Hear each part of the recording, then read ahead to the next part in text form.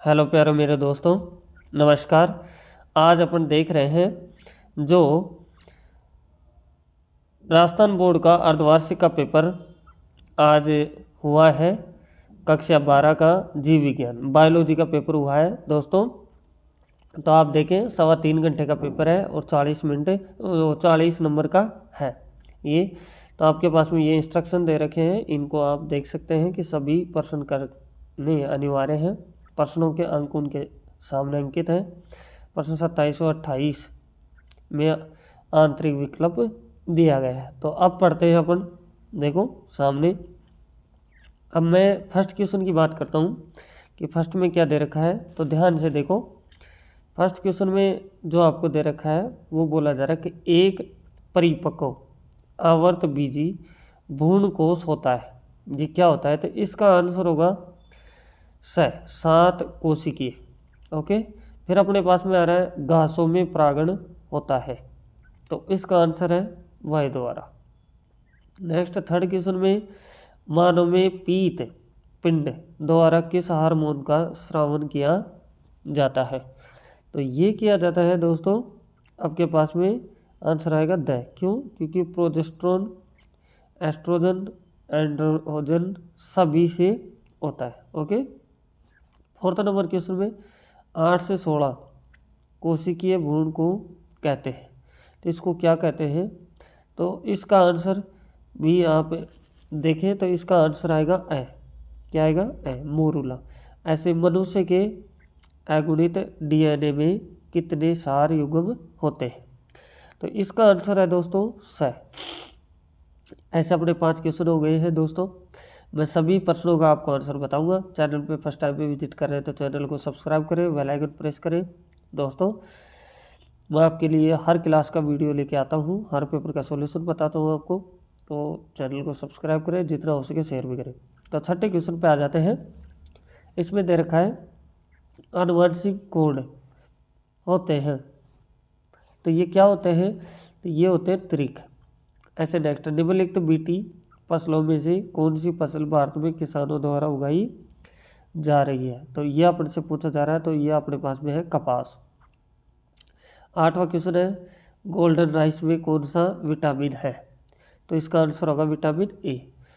बाह्य स्तरीय संरक्षण का उदाहरण है, ये आपसे अपने से पूछा जा रहा है। तो जो 2वां क्वेश्चन है इसका आंसर है वन्य जीव अभ्यारण्य। 10वां क्वेश्चन है इसका देखो, पृथ्वी का फेफड़ा किसे कहा जाता है? तो अमेजन वन को पृथ्वी का फेफड़ा कहा जाता है। अब चलो दोस्तों नेक्स्ट क्वेश्चन पे चलते हैं।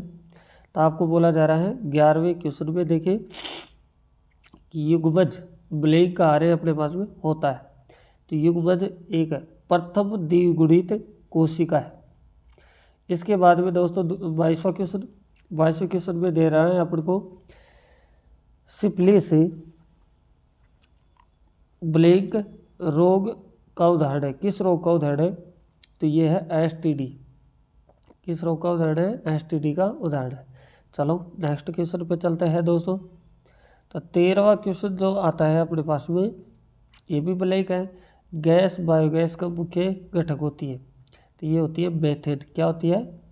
मेथेन होती है आपके पास में दोस्तों। तो जो अब नेक्स्ट क्वेश्चन आ रहा है आपके पास में ये कि रोग में आरबीसी हाशियाकार हो जाती है।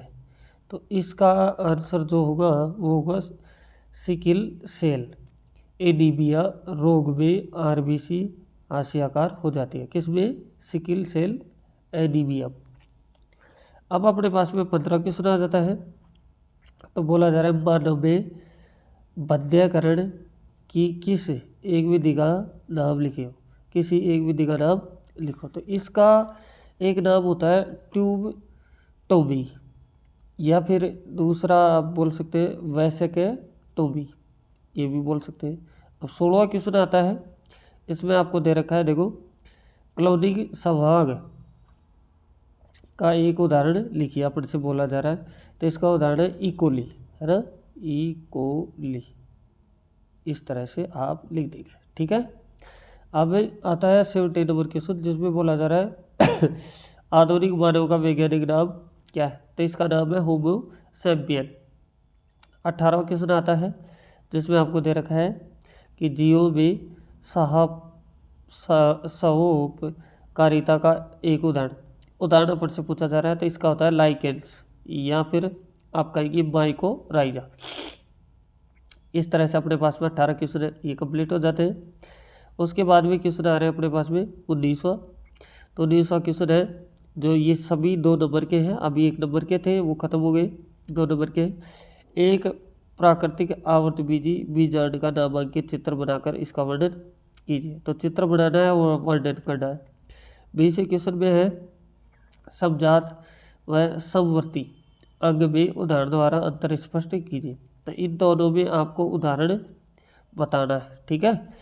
अब नेक्स्ट अपने पास में आ रहा है ये जैव उर्वरक के रूप में सूक्ष्म जीवों की भूमिका लिखिए। तो ये आपको करना है। 22वां क्वेश्चन आया आपके पास में, देखो तो आनुवंशिक रूपांतरित पौधों की कोई 4 उपयोगिता लिखिए। 23वां क्वेश्चन है किसी परितंत्र में ऊर्जा के पिरामिड को समझाइए। ये आपको दे रखा है दोस्तों। अब 2 नंबर के क्वेश्चन थे ये खत्म हो जाते हैं। आपके लिए इतनी मेहनत की जा रही है।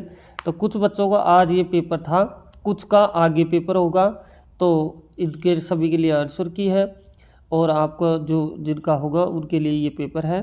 तो आप देख सकते हैं सेम पैटर्न पे सेम पेपर आने वाला है।